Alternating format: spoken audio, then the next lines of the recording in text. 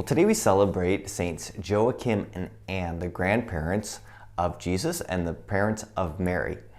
And what's interesting is we don't have this tradition coming from the gospel itself, but also from another source, sort of our tradition, from another gospel that came from the 2nd century, what we call the Gnostic Gospel of James. And so even though this was written much later and we don't adhere to it, it's not part of our Bible, the tradition of who Mary's parents are come from this gospel.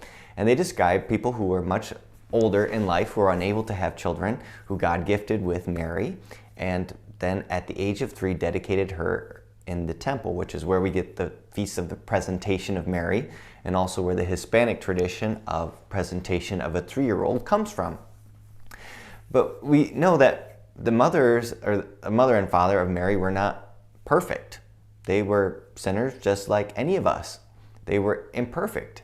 And yet Mary grew up in the midst of this context of beauty and grace and imperfection. I think a little bit like our gospel today, where we hear the parable of the weeds and the wheat. And in this gospel, this parable, we hear that there's a field and there's weeds growing up within the field, and Jesus says, just let them all grow together. And the people are saying, well, why not pull the weeds? And Jesus says, because the weeds could pull out what's good. And he uses that as an analogy for our world, that there are good people and there are bad people, and they're growing at the same time together alongside each other. And we might think to ourselves, well, wouldn't it be easier just to root out the bad people, that we didn't have bad people?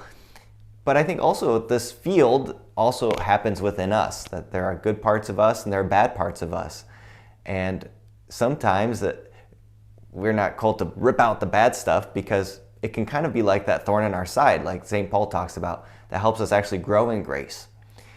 So that doesn't mean that we shouldn't strive for goodness, but it means that we need to seek out goodness, and those bad parts of us will eventually be sifted away if we continually seek the good.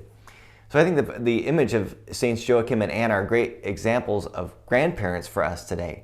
The grandparents are often imperfect people, but they strive to bring love and peace and joy to their kids and grandkids.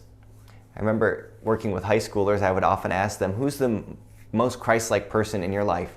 And oftentimes, I'd say 90% of the time, they would mention a grandparent who was a witness of faith to them.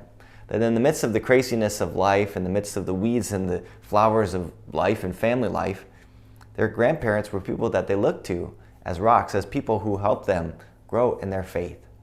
And so today we give thanks for our grandparents living or already gone before us in faith, and the witness of faith that they were to us. And we pray that we may be like those good seed, growing and pointing others to Christ today.